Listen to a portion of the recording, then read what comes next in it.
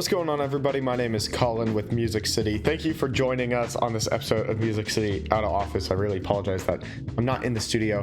The knowledge still stands. This is still going to be very helpful. Today I want to talk about setting up your sound design so that you're able to generate sounds for whatever use you might have. So to either get some inspiration out of your sounds, to make a sample pack and to get a lot of variations of a sound. Especially with drums, I kind of compare drums to like tasting fine wine. I don't taste a lot of fine wine, but I think it still stands that when you're looking for drums, you're looking for little hints and notes, and not musical notes, but more just like little flavors that you're trying to shoot for within your track. And when going through drums, you're looking for a lot of those flavors. And I think when you make the drums, you don't have a lot of those flavors in mind. You kind of just create these archetypes or these sets of drums or kits that you would choose from if you're looking for certain sounds out of a kit. So today, that's what we're going to be shooting for. We're going to start really plain and simple. I'm actually going to pull up Kick 2, and this synth is really just a way to pitch a sine wave with a ton of nuance. You can see how much better these automation tables are than either Serum or Wavetable, or especially something like Operator within Ableton. And just getting a note down here, yeah, you'll see we kind of get a thumpy kind of kick, long tail, not really exactly what I want to go for. So I'm going to dial this back with this length here. And also turn off our sample for a moment with this mute. And really just kind of dial in the kick that I want. So I'm going to play with these amplitudes and get these to a better spot. Dial that length back a little bit more.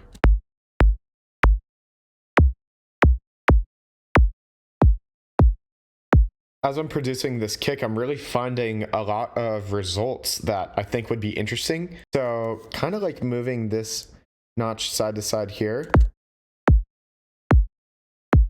and up and down. In particular, this one's giving me a ton of flavor. So real quick, I'm going to make sure that as I do this, I turn this configure on here, and maybe I just wiggle this little node a little bit so that I can get the automations for them pulled up within our plugin window down here. And might as well do the first node and the last node. Bringing this click back in. Maybe I'm going to want this at different volume levels, as well as have a pretty short length. So I'm just going to go ahead and configure our length, our click amount. Within the amplitude of the kick, I'm actually going to add a chance to automate the sweep of the kick as well. So this is separate from the sample that we use as the transient. I think that gives us a lot more flavors. I'm going to go ahead and kind of play with the EQ a little bit as well, kind of balance this kick a little bit to my ear. That feels like a really sick pocket to me. I'm also going to pull up a kilohertz clipper, kind of see how much we're clipping this, and then also get a transient shaper, really drive this transient. Again, aggressive dubstep kicks, so this is very within the style that we're going for. I think that sounds pretty good right there. We are clipping, but only that transient. And I think if we print out this kick and really look at what's happening, yeah, and that is just a very strong kick, great transient, no pumping between the transient and the tail in the body. Sometimes that pumping is a good sound. We could get more pumping if we do a move maybe like this.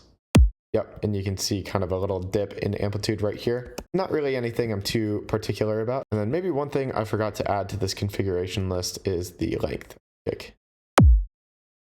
So what I'm going to do now is throw this all into a group, and then I'm going to open up this macro map window here, and then I'm going to go through. So we have 16 macros to play with.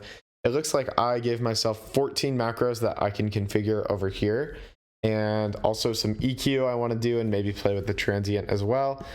So there's going to be some stuff that I'm going to decide I don't want to macro. And if I did want to end up getting extra macros, I could just put all of these effects over here, and then macro the effects to this here, and then macro all the kick automations to these macros over here. But honestly, I just want to be able to hit random once on those macros and already have all the ranges that I would want all these parameters to be in to get all those different flavors of kicks like I was talking about. We're just going to start and just kind of look through.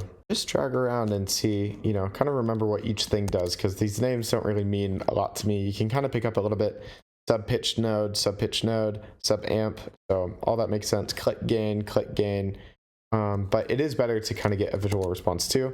And then my favorite way to map these, like whatever macro I want this to go to. And then once you're in this macro, I'll pull up this map button right here and just kind of find the very minimum that I'd want for this to be at, and then the very maximum. I think something like that makes a lot of sense. Because I feel like these macros are really doing a lot more for the sounds, I'm going to keep them separate. A lot more room to breathe. I think anything above this limit here is kind of too much. And you'll see already if I hit random, every time we're getting a pretty different kick, which is super interesting. So I'm just going to keep going and adding more macros that I can apply this random button to. I think I really want to do this time macro. Holy smokes. That one for sure is getting its own macro. Yeah, this one definitely needs its own macro. Yeah, these are starting to sound so freaking good. All right, next up, I'm going to bring back this click, and we are going to map the click gain. And you know what? I'm cool with it being super loud because we're clipping this after. The last macro on this top row here, I really want to make the sub pitch, or where this kick really ends. I don't want to be all the way up here. Maybe I do. That's kind of awesome.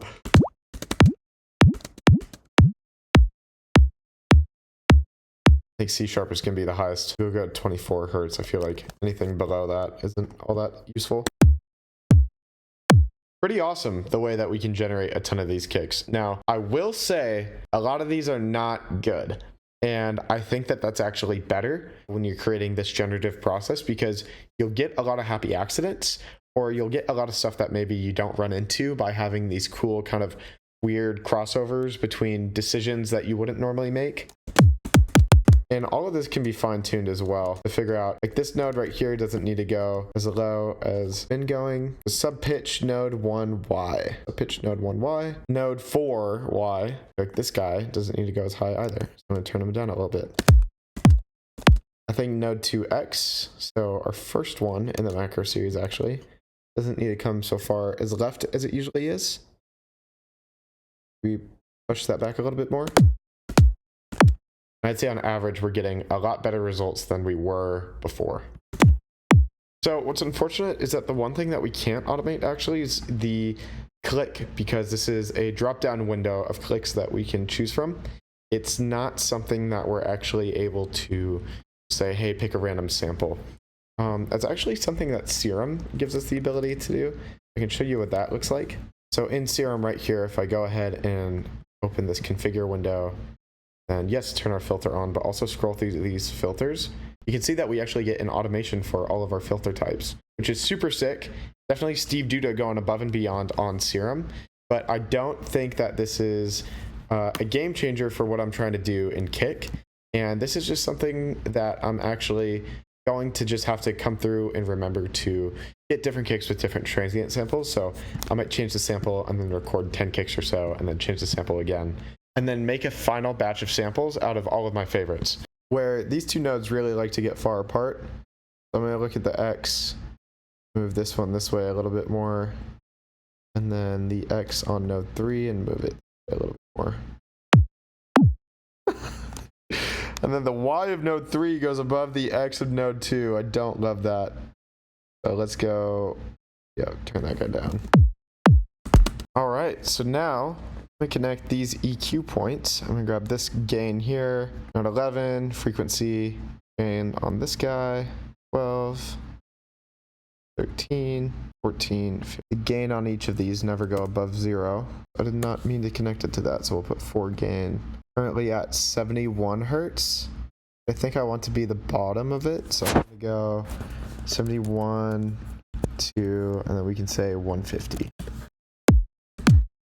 And now we're getting a different EQ curve with every single kick. And although that might not be the most ideal, the reason I'm cool with it is that it's just EQ. And whenever I produce, I always end up EQing the kick to mix it into the track a little bit more anyway. So I might as well get more flavors out of this.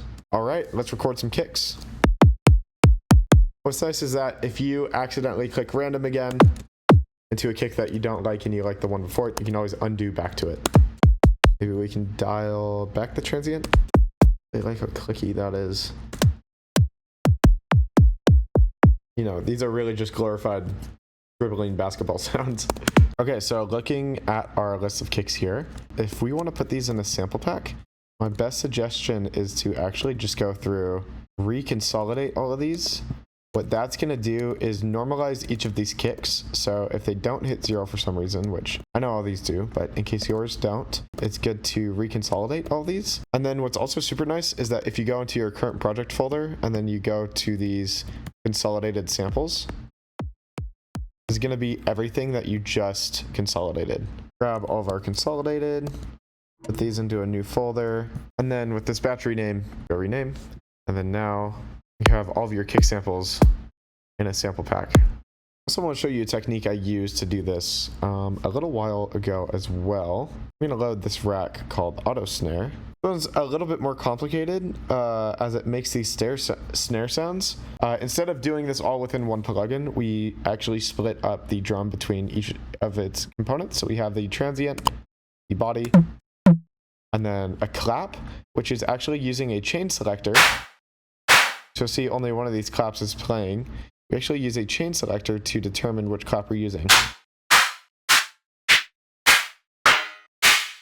And then we can control the pitch and the high end of all those claps. Some of them very stereo, some of them a lot more kind of gritty sounding and more mono. And then we also have this collision to add some harmonics. And with all this together,